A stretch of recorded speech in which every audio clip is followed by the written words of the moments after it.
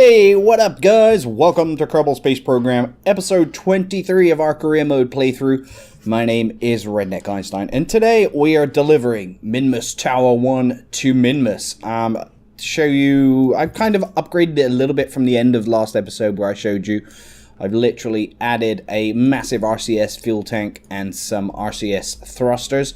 Now, the two contracts we're going to be completing with this video are transmitting or recovering scientific data from the surface of Minmus and building and landing an outpost which can support 11 kerbals, has a viewing cupola which we satisfy on the top there, needs to maintain stability, and it needs to have an antenna, a docking port, and can generate power, which we meet with aplomb. There's our little antenna there, and the docking port is on top. Now, our 11 kerbals are satisfied by basically 2 storage containers, the mobile processing lab, and the viewing cupola. That adds up to 11. Now, it looks like we're going to be doing a nighttime launch. I think I might just fast forward just a little bit so we get a bit more daylight.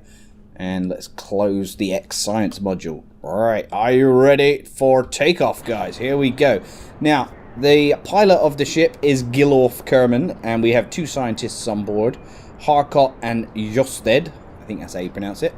And the reason Jebediah is not flying this monumental mission to land such a titanic brute on the surface, oh, hold on, let's close that, is because he's still on his way back from Dres, if you remember. He's probably about a year, maybe 2 years out from his return. We have set a alarm for his maneuver, which is Dres Manned Mark 1 on the left there. 1 year, 14 days is when he's going to be doing his maneuver to get his Kerbal encounter. So let's fly this epic beast. You can see I'm now using these huge Oxstat XL photovoltaic panels, which I think they're new. I haven't seen them before. They're pretty damn cool though. They produce quite a bit of electricity. And alright, we're at 11,000, 12,000 meters, so we can start tilting to the right. Now, you might think this is a bit of an unwieldy beast. How the hell are you flying it? Surprisingly, not that difficult. The difficulty comes when I actually get into space, because it's so long, like there's not really any way to turn it with any great degree of ease. So that's why I've added the RCS thruster blocks. They just enable me to turn it a lot quicker.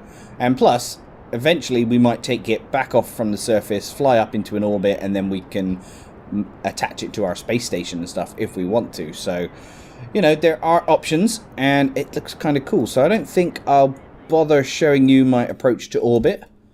I will show you, however, when we are approaching Minmus.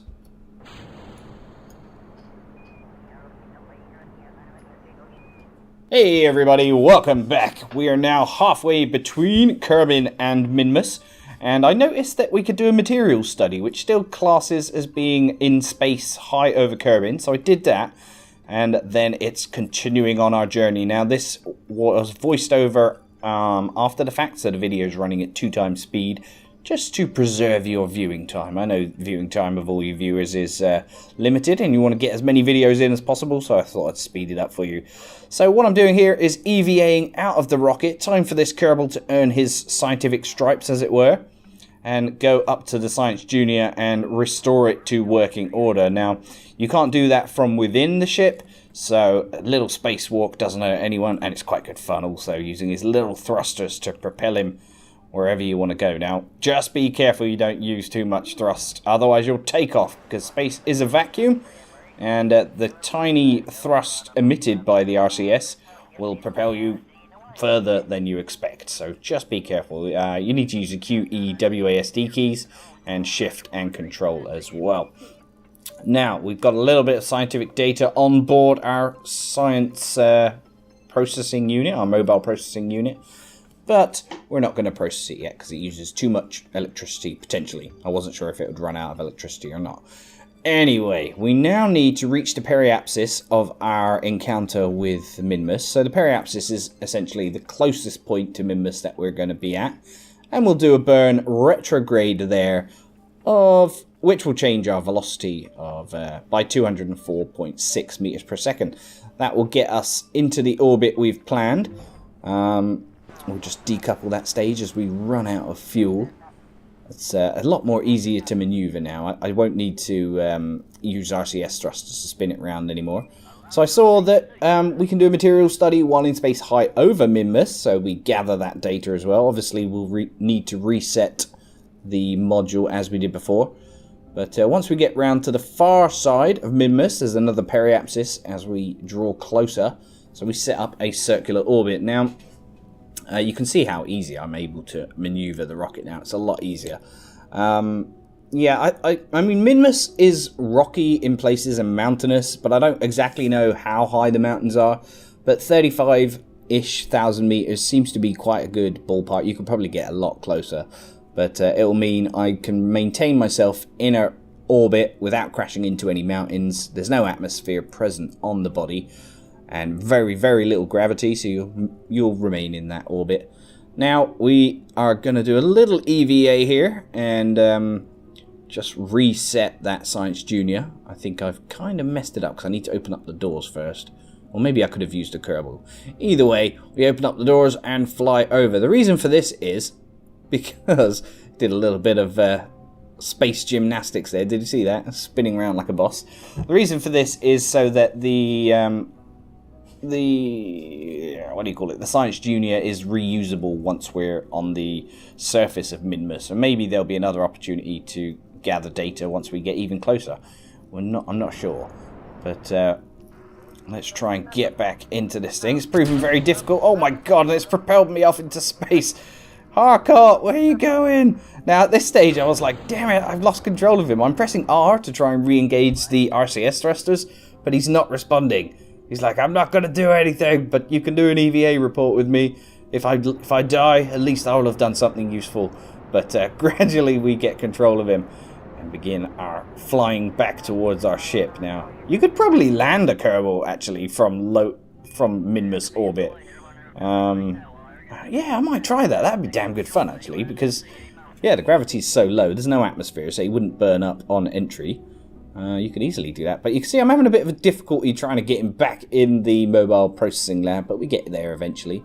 And that 16 science that he's got from his EVA report, we could turn into 100 science or 100 research points by processing it in the MPL.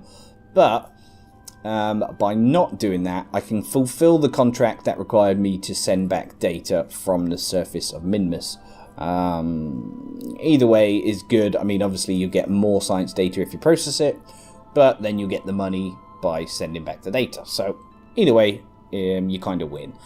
Right, as we descend, we need to control our speed. Now I'm noticing here we are landing kind of on a mountainous area, so I try my best to try and reposition it so it lands on a flatter bit, because there's no guarantee that it would be stable. As you've noticed, it is a tower, it is tall and thin, and it's more than likely to fall over, and many Kerbals will die in that scenario, I imagine.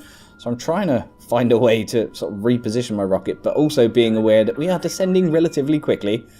So I decided, alright, let's just cut most of our descending velocity and then just do it by eye. Let's just move ourselves across the surface, watch where we're going to land, and it'll be a lot easier. So there we go. That's roughly going to be on the salt flats. Now, they might look a bit speckly, and they kind of look like they're made of sand or something, but they're pretty much perfectly flat.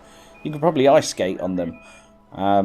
So they represent a perfect opportunity to land such an unwieldy beast that I'm trying to here. Now, I wasn't actually sure if I could do it, to be fair. It might very well have tipped over, but as it turns out, I was relatively in control of the rocket all the way down. Wasn't perfect by any means, but one of my better controlled landings, which is just as well, because otherwise it would fall over, and Gilorf, Harcourt and Justed's family would hate me, I imagine, for killing them in the process of trying to land a ridiculously stupid tower to complete some sort of contract on Minmus. Now, in my previous video series, in order to complete a contract like this, what I did do was use rovers and drive around the different components and put them together and stuff.